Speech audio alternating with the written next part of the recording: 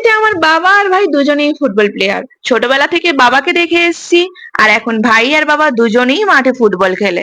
আর football খেলে প্রচুর trophy, প্রচুর মেডেল পেয়েছে বাবা। আমার বাড়িতে তো আমি দেখি ভাই আর বাবার ফুটবল খেলার প্রচুর মেডেল, প্রচুর ট্রফি।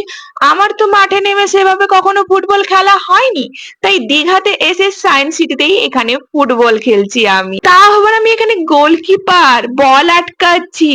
যার কখনো মাঠে নেমে ফুটবল খেলাই হলো না, সে আবার একসাথে এতগুলো বল আটকাচ্ছে। প্রথমে তো ভাবছিলাম বেশ হেব্বি লাগছে, একটা একটা বল আমি সব আটকে ফেলবো, একটাও গোল করতে দেব না।